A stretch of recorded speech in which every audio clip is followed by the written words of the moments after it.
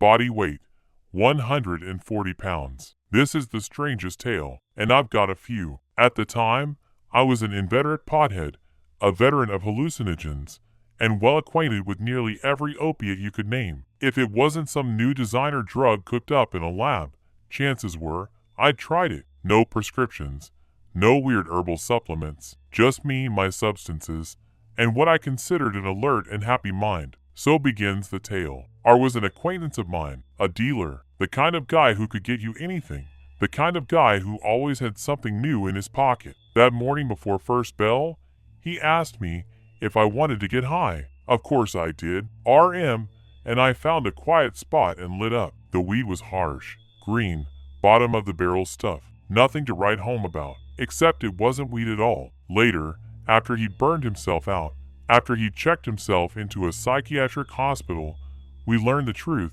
He'd been selling pure, uncut PCP. He'd called it pink tea, as if giving it a cute name made it any less of a mind wrecker. I had no time to reflect on what I'd just inhaled. I was late for class. Running up the university steps, I felt winded. Then I felt strange. The world lurched, but I had no time to stop and think about it. I pushed through the door, and it was like stepping into another dimension. Nothing looked right. My classmates were familiar, but their names felt out of reach. My mind groped for something solid, some anchor to hold onto. I turned to Richard, one of the few people I still recognized. "Do I look stoned?" he smirked. "If Tom sees you like that, he'll lose it." Normally, I'd laugh, but something was wrong. I glanced at the clock. It was only a few feet away, but suddenly, it was as if it were underwater. No, worse, it was inside my head. The room wavered, colors deepened, my sense of depth unraveled.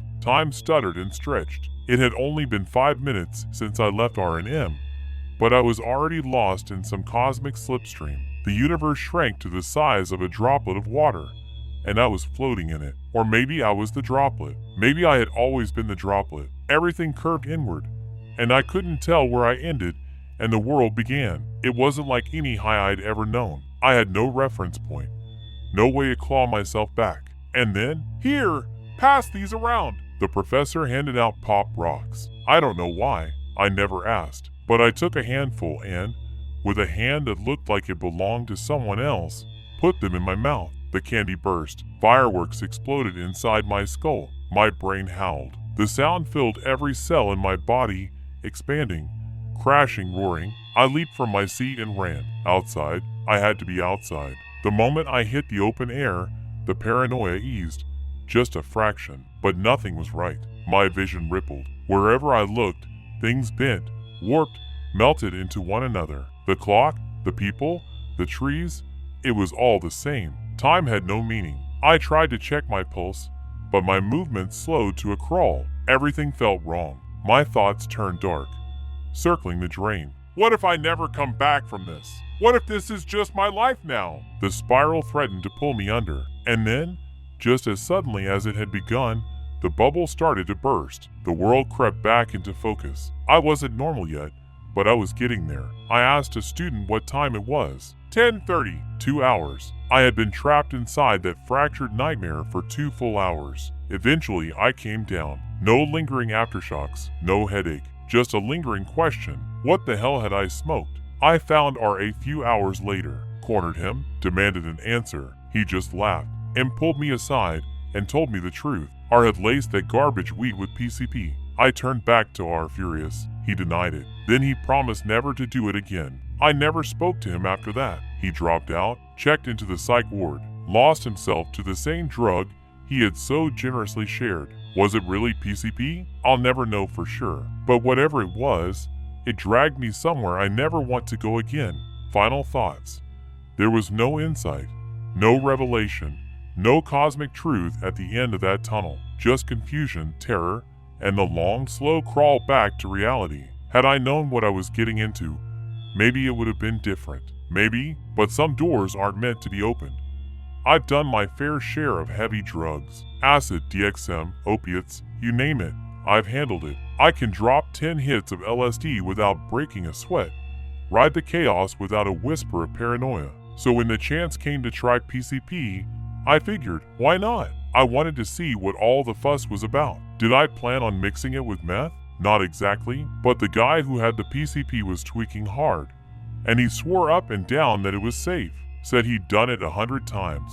I shrugged, took a fat rip of crystal meth, and waited. An hour later, we rolled up a joint laced with a thick line of PCP, the strongest tranquilizer mixed with the strongest amphetamine, a cocktail of pure contradiction. At first, I wasn't sure if it was doing much. I was worried I'd need to smoke more. But by the time we finished that joint, standing up wasn't an option. I could stumble if I really pushed myself, but walking? Forget it. My body was locked, my mind barely holding on. The tweaker who brought the stuff was still talking, sitting up like it was just another day, but I was wrecked. I crawled into the next room, desperate to shake off the weight pressing me down. One more hit of meth, I thought. Maybe that would level me out. Instead, I sank into the mattress, slipping into something between waking and dreaming. Time went funny. I was in the room, but also somewhere else. And then, somewhere in the haze, I took a gravity bong rip of PCP.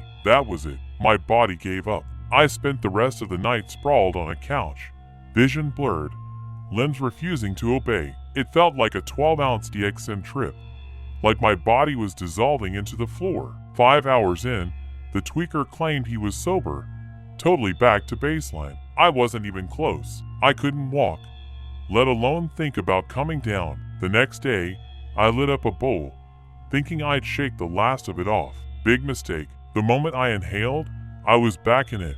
Full-blown PCP trip, like I'd never come down. Reality twisted sideways, my body too heavy to move, my mind on the verge of shutting down. I felt out of it for days. Maybe it was the meth stretching the high.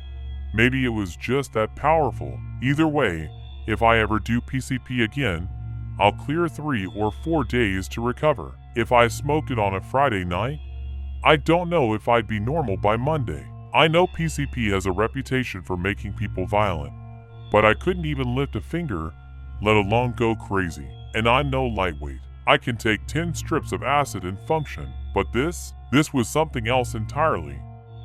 It started like any other night, half drunk, half bored, and fully looking for something to take the edge off. The dance clubs downtown were packed with bodies, sweat, and that relentless bass thump that makes your ribs vibrate. Not my scene, never had been. So after an hour of enduring it, I peeled off from my friends and decided to walk home. My town is the kind of place where the scent of patchouli hangs thick in the air, and tie-dye never really went out of style. A hippie town full of hippie kids, and if you knew where to look, you could find a little something to make the night more interesting. That's what I was after. Just a simple joint to keep me company on the long walk back. I found a cluster of them hanging out on a street corner, a tangle of dreadlocks, loose linen, and the kind of people who laugh at things that aren't funny. I asked if anyone had a joint to sell, and that's when she spoke. A girl, can't remember her face now, but I remember her voice. Slow, dreamy. I got something better, she said. PCP. I should have walked away right then. The only thing I knew about PCP came from an acquaintance, a guy who worked as a jail guard out in the Canadian prairies. He told me a story once about a prisoner so deep in an angel dust haze that he threatened to rip out his own eyeball if someone didn't give him a smoke.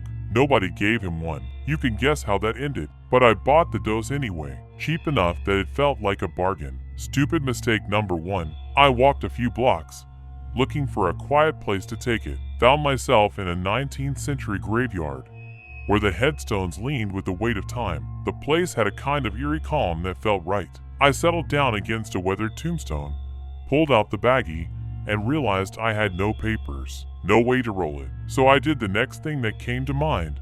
I sniffed it. Stupid mistake number 2. Everything after that is fractured, like a broken mirror with missing shards. I remember a car pulling up, 2 guys getting out, their voices distant, echoing. Dude, are you alright? I think they were cops, but if they were, I should have been hauled in. Instead, they left me there, sprawled in the dark. Then I was somewhere else, a grove of trees. Only, they weren't just trees, they were people. I knew they were trees. I could see the bark, the branches, but I believed, with every fiber of my being, that they were alive, watching me, talking to me, and I talk back. What I said, I'll never know. How I got there, no idea. How I got home, even less. PCP didn't just mess me up. It erased me, stole my memory, my judgment, my free will. I could have done anything that night. Anything. And I wouldn't have remembered a second of it. That's what makes it dangerous. It's not just a trip. It's a blackout with the body still moving. So if you're ever offered PCP, do yourself a favor. Walk away.